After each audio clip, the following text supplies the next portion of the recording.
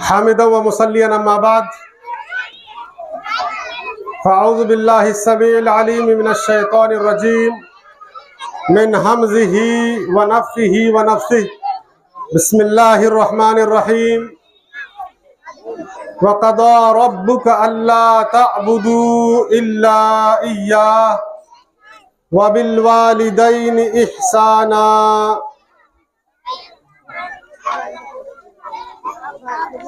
सदर इजलास, मुअज़्ज़ज़ व मुअक्कर उलमाए किराम, बुजुर्गों, नौजवान साथियों, अजीज बच्चों, पर्दानशी की माओ और बहनों, मैंने अभी आपके सामने कुरान करीम की एक आयत का एक टुकड़ा आपके सामने पढ़ा है, जिसमें अल्लाह रब्बुल आलमीन इरशाद फरमाता है कि वक़ज़ा रब्बुका अल्ला तअबुदू इल्ला इय्याह। क्या है लोगों, सुनो, तुम्हारे रब का ये फैसला हो चुका है, तुम्हारे रब ने ये फैसला कर दिया है कि अल्लाह तअबुदू इल्ला इय्याह, कि तुम लोग अल्लाह के सिवा किसी की इबादत ना करो, अल्लाह के सिवा किसी की पूजा न करो, किसी की परस्तिश न करो, अल्लाह के अलावा किसी के सामने अपना सर ना झुकाओ, अल्लाह के सिवा किसी के सामने न झुको, अल्लाह के अलावा किसी से ना मांगो, अल्लाह के अलावा किसी के सामने मुसीबतों में हाथ ना फैलाओ। अल्लाह ताबुदू इल्ला इय्याह, तुम्हें इबादत करनी है सिर्फ और सिर्फ अल्लाह की, अल्लाह के अलावा किसी और की इबादत नहीं करनी है। ये अल्लाह का हुक्म है, ये तेरे रब का हुक्म है, और इस हुक्म की तुम्हें हुक्म की बजाओरी करनी है और इस हुक्म को तुम्हें मानना है। वबिल वालिदैनि इहसाना, अल्लाह की इबादत करो और सिर्फ अल्लाह की इबादत करो, अल्लाह की बात मानो और सिर्फ अल्लाह की बात मानो, अल्लाह के सामने झुको। अल्लाह ने जिस तरह इबादत करने के लिए कहा है उसी तरह अल्लाह की इबादत करो। अल्लाह की इबादत में किसी को शरीक न ठहराओ। अल्लाह रब्बुल आलमीन को यह बात बिल्कुल बर्दाश्त नहीं है कि मेरी इबादत में किसी को शरीक ठहराया जाए। अल्लाह के ऊपर हमारा ईमान बिल्कुल ठोस होना चाहिए। थोड़ा सा भी हमारा ईमान कमजोर हुआ तो हमारी इबादतें रायगा हो गई, हमारी इबादतें बर्बाद हो गई। अब अगली बात और आयत के अगले हिस्से को जरा देखिए। अल्लाह फरमाते हैं वबिल वालिदैनि इहसाना, कह लोगों सुनो, जब तुम अल्लाह की इबादत में अपने आप को लगा लो तो हमारा एक दूसरा हुक्म भी सुनो। अल्लाह रब्बुल आलमीन ने तुम्हें पैदा किया है, जब तुम्हें यह मालूम हो गया तो तुम अल्लाह की इबादत करो। और सुनो, इस दुनिया में अल्लाह रब्बुल आलमीन ने जो तुम्हें लाया है तो वो किसी ना किसी के जरिए से लाया है। तुम दुनिया में यूं ही आसमान से टपक नहीं गए। अल्लाह रब्बुल आलमीन ने एक सिस्टम बनाया, एक तरीका बनाया, और उसी तरीके के मुताबिक इंसान इस दुनिया में आता है। नौजवान लड़के और लड़की की शादी होती है, दोनों के आपसी मिलाप के बाद बच्चा ठहरता है, उसके 9-10 महीने के बाद एक बच्चा दुनिया में आता है। यानी ऐ लोगों सुनो, तुम दुनिया में आए हो तो तुम्हारे आने में किसी का रोल है, किसी ने मेहनत की है और किसी के जरिए से तुम आए हो, और वो है तुम्हारी माँ और तुम्हारे बाप। तो वबिल वालिदैनि इहसाना, कदम कदम पर तुम अपने माँ बाप के एहसान को याद करो कि आज जो तुम दुनिया में चल रहे हो वो तुम अपनी माँ और अपने बाप की वजह से चल रहे हो। तुम्हारी माँ और तुम्हारे बाप इस दुनिया में आने का जरिया है, उन्हीं की वजह से और उनके जरिया बनने की वजह से तुम दुनिया में आए हो। तो अपने वालिदैन की, यानी अपने माँ बाप की खिदमत करो, उनके एहसान को मानो और कुरान करीम ने तो गजब का एक लफ्ज इस्तेमाल कर दिया। कहा क्या है, लोगों सुनो, तुम अपनी माँ को या अपने बाप को डांट भी नहीं सकते, फटकार नहीं लगा सकते, तुम उनके साथ बेअदबी नहीं कर सकते, तुम उनके साथ बुरा बर्ताव नहीं कर सकते, तुम उनके साथ बुरा सुलूक नहीं कर सकते। यहां तक के तुम्हारी मां और तुम्हारे बाप के मामले में कुरान की हिदायत तो यह है कि अगर मान लो थोड़ी देर के लिए अगर हमारे ये बच्चे जरा खामोश हो जाएं तो बड़ों को कुछ सीखने में और बातें सुनने में बड़ी आसानी हो जाएगी। हमारे माँ बाप के सिलसिले में कुरान करीम ने जो एक लफ्ज इस्तेमाल किया उसको मैं थोड़ा सा एक मिसाल से समझाना चाहूंगा। माँ बाप के साथ किसी तरह का कोई बुरा बर्ताव नहीं किया जा सकता, गाली नहीं दी जा सकती है, डांटा नहीं जा सकता, फटकारा नहीं जा सकता, मारपीट नहीं की जा सकती, कुछ नहीं। यहां तक के एक मिसाल से आप समझें, अप्रैल और मई का महीना चल रहा हो, धूप की शिद्दत हो, लगे घर से निकलने के बाद कि आप जल जाओगे, हम जल जाएंगे, लेकिन हमारी मां ने कहा के बेटे दुकान से आटा लेकर के आओ। एक बार हम चले गए, हम जैसे ही दुकान से आए तो मां ने कहा कि बेटे अंडा भी लाना था, बोलना भूल गया, फिर से अंडा लाने के लिए जाओ। 12 बजे का वक्त हो, मई का महीना चल रहा हो, सख्त गर्मी हो, 42, 43 और 45 डिग्री चल रही हो, ऐसे मौके पर मां और बाप हमें 2 बार दुकान दौड़ा दे, एक बार आटे के लिए, एक बार अंडे के लिए। और इतना तो हमने कर लिया, हम बहुत नेक थे, इतना हमने कर लिया। तीसरी बार भी कहे बेटा चाय बनानी थी, चाय पत्ती और चीनी भी लेकर के आओ। तीसरी मर्तबा भी उन्होंने कहा। अब आम तौर पर होगा क्या कि हर कोई ऐसे मौके पर चिल्ला उठेगा, गुस्सा आएगा उसे, वो अपनी मां और अपने बाप को आंख दिखाएगा। एक बार में नहीं बोल सकते, एक ही बार में बोल देना चाहिए था। अब बार बार ये क्या बोले जा रहे, बार बार इतनी गर्मी में, इतनी धूप में और इतनी लू चलने वाली गर्मी में आप बार बार मुझे बाहर भेज रहे हैं। कुरान कहता है फला तकुल लहुमा उफ। एक काम तुम्हारे अब्बू ने कह दिया, तुम्हारी अम्मी ने कह दिया, तुम्हारे लिए वो बहुत बोझ है, फिर भी तुम अपनी जुबान से उफ भी नहीं कर सकते। ये क्या कर रहे हो आप, बार बार मुझे दुकान भेज रहे हो। इतनी सी बेअदबी भी, हालांकि हल्की सी बात है ये उफ कह देना, जो हम अपनी जुबान से चा कह करके उठते हैं, इतना लफ्ज भी, इतनी छोटी सी बात भी हम अपने माँ बाप के लिए नहीं कर सकते। अब आप कहें कि वो लड़के, वो बच्चे, वो बेटियां, वो बेटे जो अपने माँ बाप के साथ बुरा बर्ताव करते हैं, वो सुन ले कुरान करीम की इस आयत को कि माँ बाप को गाली देना, बुरा भला कहना, उनको डांटना, डपटना, गाली देना, ये तो बहुत दूर की और बहुत बड़ी बात हो गई। अगर बार बार 12 बजे दिन को मई के महीने में और लू चलने वाली हवा में भी बार बार बाजार भेजे, दुकान भेजे, तब भी आप उफ तक नहीं कर सकते, मना है उफ तक कहना। वबिल वालिदैन इहसाना, अपने माँ बाप के एहसान को मानो और उनके साथ अच्छा बर्ताव करो, अच्छा सुलूक करो। माँ और बाप दोनों के साथ अच्छा बर्ताव करने का हुक्म दिया, लेकिन कुरान करीम और अहादीस को जब हम पढ़ते हैं तो पता चलता है कि बाप के मुकाबले में मां के साथ और भी अच्छा सुलूक करने का हुक्म दिया। एक सहाबी, सही बुखारी से मुस्लिम की रिवायत है, हजरत अबू हुरैरा रज़ी अल्लाह अन्हु हदीस के रावी कहते हैं कि एक सहाबी अल्लाह के रसूल के पास आया और उन्होंने कहा कि अल्लाह के रसूल, मेरे माँ बाप में से, दोनों में से कौन मेरे अच्छे बर्ताव का ज्यादा हकदार है? मैं किसके साथ, अपनी माँ के साथ या अपने बाप के साथ, दोनों में से किसके साथ ज्यादा अच्छा बर्ताव करूं, ज्यादा अच्छा सलूक करूं?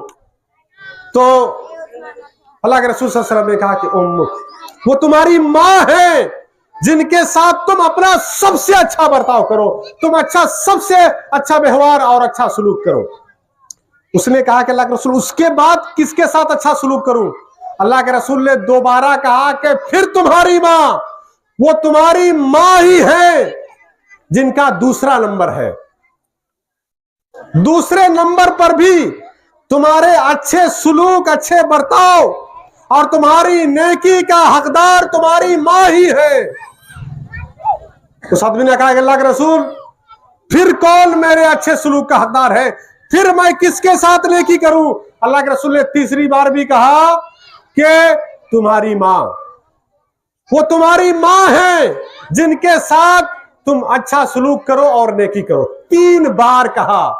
चौथी मर्तबा उस साहबी ने फिर पूछा कि फिर कौन है वो खुशनसीब जिनके साथ मैं अच्छा सलूक करूं? तो अल्लाह के रसूल ने कहा कि वो तुम्हारे बाप हैं। देखिए, बच्चों की तरबियत में, बच्चों को बड़ा करने में दोनों का रोल होता है, मां का भी बाप का भी। लेकिन सब जानते हैं कि बाप के रोल में थोड़ी आसानी होती है। बाप कमा करके लेकर के आ जाए या उसको कमाई का अच्छा रास्ता मिल जाए तो बड़ी आसानी के साथ भी वो कमा करके अपने घर को चला सकता है, अपने घर की जरूरतों को पूरी कर सकता है। लेकिन एक खातून जब उसको बच्चा पैदा करना होता है या बच्चे को अपने पेट में 9-10 महीने रखने होते हैं तो बड़ी तकलीफ होती है। पैदा होने के बाद कई सालों तक बच्चे को 2 साल तक दूध पिलाना, फिर कई सालों तक उसकी देखभाली करना और रात को उठ करके बिस्तर पर हाथ लगा करके देखना कि कहीं बच्चे ने पेशाब तो नहीं कर लिया है, कहीं बच्चा पेशाब करके गीले बिस्तर पर तो नहीं सोया है। माँ बाप तो रात को सो जाते हैं लेकिन माँ रात भी जागती है। तो माँ की मेहनत ज्यादा होती है, उसकी तकलीफ ज्यादा होती है, जिसकी वजह से इस्लाम ने कहा है कि मां तुम्हारी नेकी का ज्यादा हकदार है। एक तो वजह यह है कि तकलीफ ज्यादा उठाती है मां, और दूसरी बात यह है कि मां का किरदार बाप के मुकाबले में ज्यादा होता है। मां का किरदार, मां का रोल, मां का काम बाप के मुकाबले में ज्यादा होता है। बाप आमतौर पर काम से आ भी जाता है तो गांव में कहीं चौक चौराहे हो तो वहां बैठ करके गपशप में लग जाता है, लेकिन मां दिन भर तो करती है बच्चे के पीछे मेहनत, रात को भी करती है, बाप के आने के बाद भी मां को ही करना पड़ता है। तो मां को, और बसा औकात तो बाप कई महीनों के लिए दिल्ली, मुंबई, कोलकाता और पता नहीं कहां काम करने के लिए चला जाता है, तो कई महीनों तक कई छोटे छोटे बच्चों को मां परवरिश करती है, उनकी देखभाली करती है, उनकी तरबियत करती है। तो मां का रोल ज्यादा होने की वजह से भी मां की अहमियत और मां की फजीलत इस्लाम में ज्यादा है, मां का दर्जा इस्लाम में ज्यादा है। वैसे अगर देखा जाए तो मां और बाप दोनों का रोल है, लेकिन मां का रोल ज्यादा होता है। देखिए, आमतौर पर जब किसी का बच्चा पैदा होता है, किसी के घर में औलाद आती है, चाहे वो मुस्लिम के घर में हो या गैर मुस्लिम के घर में, तो सारे ही लोग, सारे ही माँ बाप अपने बच्चे की जिस्मानी परवरिश पर बहुत ध्यान देते हैं। हमारे बच्चे ने टाइम पर खाया कि नहीं, हमारे बच्चे ने टाइम पर पिया कि नहीं, हमारे बच्चे ने सही ग़िज़ा और सही खाना लिया कि नहीं, मुकम्मल ध्यान दिया जाता है। और सारे माँ बाप ध्यान देते हैं, चाहे वो माँ बाप मुस्लिम हो या गैर मुस्लिम हो।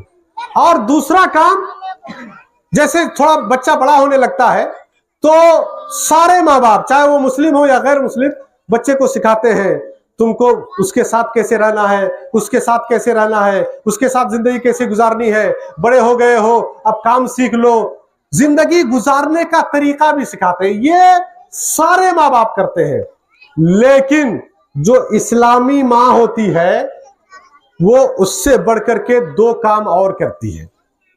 2 काम क्या होता है कि इस्लामी माँ जो होती है, इस्लामी माँ की बात कर रहा हूं मैं, वो माँ जो खुद मुसलमान हो, जिसको खुद इस्लाम के बारे में जानकारी हो, जो खुद नमाज पढ़ती हो, जिसको खुद सही तरीके से नमाज पढ़ना आता हो, जिसको खुद दुआएं आती हो, जिनको खुद इस्लामी आदाब आते हो, जिनको अल्लाह रसूल की बातें आती हो, उनके बारे में कह रहा हूं कि वो क्या करती है, अपने बच्चे की जिस्मानी तरबियत यानी उसके खाने पीने के की देखभाली के साथ साथ वो ये भी देखभाली करती है कि हमारे बच्चे की दीनी तरबियत हो रही है कि नहीं। हमारा बच्चा जब खाना खा रहा है तो सिर्फ खा नहीं रहा है, दुआ पढ़ करके या बिस्मिल्लाह कह करके खा रहा है कि नहीं। हमारा बच्चा जब खाना खा रहा है तो खाने से पहले बच्चा हाथ धो रहा है कि नहीं, सीधे हाथ से दाहिने हाथ से खा रहा है कि नहीं, बर्तन के सामने वाले हिस्से से खा रहा है कि नहीं।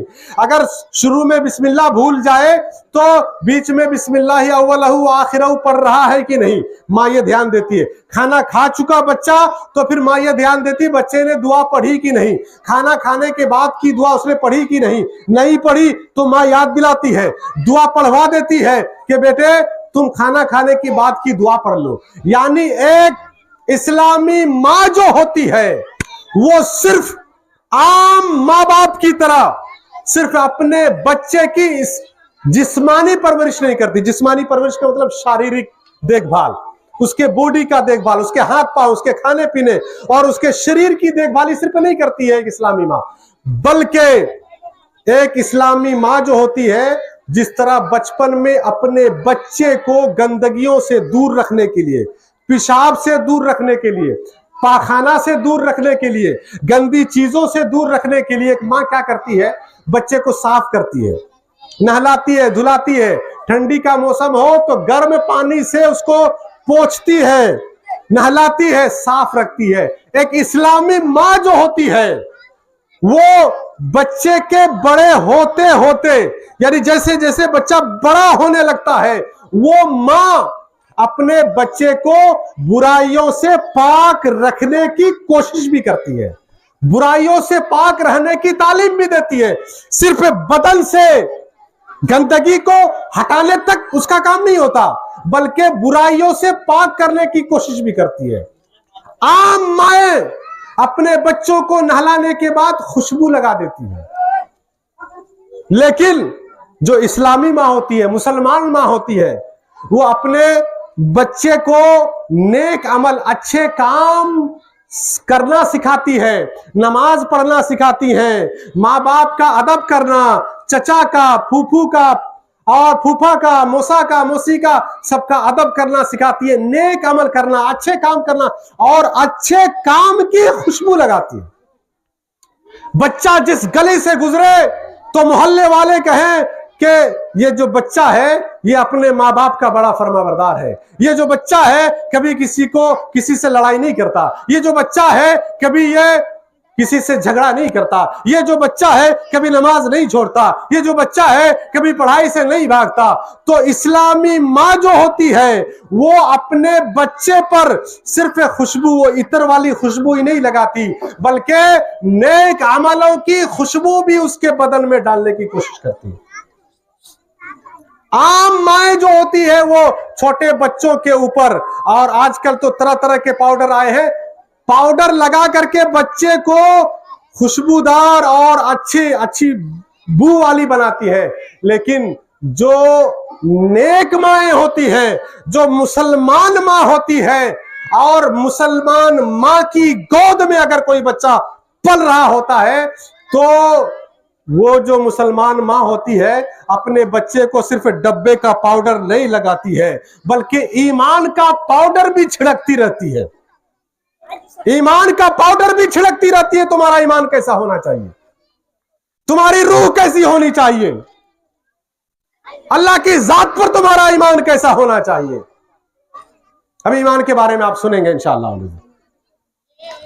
जो अच्छी एक आम माएँ जो होती हैं वो बच्चे को गंदगी से पाक करके, नहला धुला कर, खुशबू लगाकर, पाउडर लगा करके आखिर में कपड़े, अच्छे कपड़े पहनाती है। पता है क्यों?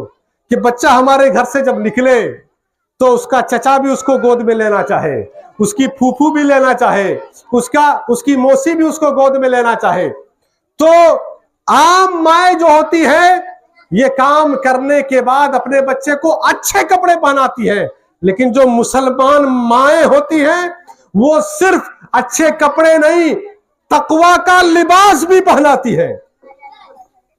तकवा का लिबास, तकवे का कपड़ा पहनाती है कि तुम्हारे बदल में, तुम्हारे अंदर अल्लाह का खौफ होना चाहिए, अल्लाह का डर होना चाहिए। सिर्फ जाहिरी लिबास कामयाबी के लिए काफी नहीं है, बातिनी लिबास भी तुम्हारा अच्छा होना चाहिए। ये अच्छी माओं की पहचान है। और इस्लामी माएं ये क्यों करती हैं पता है? जिस तरह दुनियावी माएं अच्छे कपड़े पहना करके, खुशबू पाउडर लगा करके बच्चे को बाहर निकालती है ताकि बच्चे को लोग देख करके अच्छा कहे, बच्चे को गोद में भी ले, अच्छा कहे लोग। और मुसलमान माएं अपने बच्चों की अच्छी तरबियत इसलिए करती है ताकि मेरे बेटे को मेरा अल्लाह अच्छा कहे, मेरा बेटा मेरे अल्लाह को प्यारा लगने लगे। यह है मुसलमान माएं होती है। इसीलिए इस्लाम में माओं का मकाम व मर्तबा बहुत ज्यादा है। मुझे लगता है कि काफी वक्त यूं ही गुजर गया, हालांकि मैं आहिस्ता आहिस्ता किसी और उन्वान की तरफ जा रहा था और वहां तक पहुंचते पहुंचते लगता है कि हमारा वक्त खत्म हो रहा है। लेकिन वहां तक पहुंचा करके आपको मुख्तसर बातें बता करके मैं अपनी तकरीर को खत्म करूंगा। और वो बात यह है कि हमारा समाज, हमारा मुआशरा और हमारी सोसाइटी उस वक्त तक नेक नहीं हो सकती जब तक हमारी माएं नेक ना हो। और हमारी माएं उस वक्त तक नेक नहीं हो सकती जब तक कि वो खुद पढ़ी लिखी ना हो, जब तक कि उनको खुद दीनी बातों की जानकारी ना हो, कुरान और हदीस की जानकारी ना हो और सही जानकारी ना हो। बहुत सारे वाकयात हैं, इमाम रबिया राय और उसके अलावा बेशुमार वाकयात कुरान करीम में। अगर वाकयात आप देखेंगे तो एक जुमले में आप कह सकते हैं कि माएं नेक होंगी तो औलाद के नेक होने की उम्मीद ज्यादा है। बाप नेक हो उसके बावजूद भी बेटा बिगड़ सकता है, उसके बावजूद भी बेटी बिगड़ सकती है। लेकिन अगर माएं नेक हो जाएं, माएं वाकई माने में अल्लाह से डरने वाली हो, तो बच्चों के और बच्चियों के नेक होने का इम्कान ज्यादा होता है। क्यों? माएं अगर नेक हो गई और वो सख्त हो गई, तुम अब बड़े होने लगे हो, बच्चियों से कहें।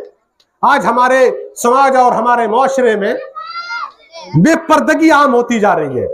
लड़का और लड़की, मर्द और औरत, इन दोनों को आपस में मिलना, आपस में रहना, आपस में गुफ्तगू करना, आपस में ठट्टे मारना, मजाक करना और आपस में फोन में लंबी लंबी गुफ्तगू करना, ये आसान होता जा रहा। यानी औरतों की आंखों से शर्मो हया घटती चली जा रही है। यही वजह है जब लड़के और लड़कियां एक दूसरे से करीब होंगी तो यकीनी है कि लड़के और लड़कियों के बीच में बुराइयां बढ़ेंगी। कोई नहीं बचा सकते। हम छोटे बच्चों को छोटा समझ करके नजरअंदाज कर देते हैं। हमारे समाज के ये छोटे बच्चे, मोबाइल ने इनको इतना बड़ा कर दिया होता है। आप अपनी उम्र के हिसाब से सोच रहे होते हैं कि हम तो 15-16 साल तक कुछ नहीं जानते थे। हमारे बच्चे 6-7 साल 8 साल में वो जानते हैं जो आपने 15-16 साल में जाना था। इसलिए लड़कों और लड़कियों के दरमियान दूरी पैदा कीजिए, उनको जरा दूर रखिए, बच्चियों को पढ़ाइए, दीनी तालीम दीजिए। समाज को पाक करना है, समाज से गंदगियों को दूर करना है, बुराइयों को पाक करना है और समाज में नेक माओं को पैदा करना है। तो फिर समाज में तालीम को आम करना होगा और कुरान और हदीस की तालीम को आम करना होगा और कुरान और हदीस की तालीम को आम करके हमारे घरों में नेक माएं बनने का रास्ता आसान करना होगा। और ये कब होगा? जब नेक माँ यानी इन बच्चियों को जब नेक तरबियत दी जाए, अच्छा मौका दिया जाए उनकी पढ़ाई के लिए। और इस तरह की जो मजलिसें होती हैं इनको आप आसान मत समझिए।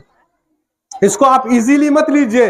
इन मजलिसों से भी कभी कभार ऐसा होता है कि आपके पास कौन सी ऐसी बात आ जाए कि आपके दिल की दुनिया बदल जाए। माँ बहनों को बहुत सारी बातें पता नहीं, और उनके सामने कौन सी अल्लाह और उसके रसूल की बात आ जाए और उनके दिल की दुनिया बदल जाए, और वो अल्लाह का खौफ अपने दिल के अंदर पैदा करके वो मर्दों से दूरी पैदा कर ले, वो बेहयाई को छोड़ दे, शर्म हया का जेवर पहन ले, शर्म हया की ओढ़नी में अपने आप को छुपा करके रख ले। देखिए, समाज से अगर बुराई को दूर करनी है तो औरतों की पढ़ाई और उनकी नेक तरबियत पर मुकम्मल ध्यान देना होगा। फिर किसी मौके पर अगर यहां पर मौका मिलता है तो इंशाअल्लाह अल अजीज मैं कुरान करीम की रोशनी में बताऊंगा कि माएँ नेक हुई तो किस तरह बेटा नेक हुआ या औलाद नेक हुई, कुरान करीम किस तरह हमें बतलाता है। आखिर में हम अल्लाह रब्बुल आलमीन से दुआ करते हैं कि परवरदिगार आलम तो हम तमाम मुसलमानों को अपने समाज की दुरुस्तगी पर गौर व फिक्र करने और अपने समाज को अच्छा और नेक बनाने पर गौर व फिक्र करके अच्छे इक़दामात करने की तौफीक अता फरमाए। परवरदिगार आलम तो हम तमाम मुसलमानों को नेक बना, साले बना, पाबंद सौम व सलात बना। परवरदिगार आलम तो हम तमाम मुसलमानों को खुद भी दीनी तालीम हासिल करने, अपने बच्चों को भी दीन की तालीम देने की अल्लाह तो हमें तौफीक अता फरमा। आमीन। व आखिर दावाना अल्हम्दुलिल्लाहि रब्बिल आलमीन।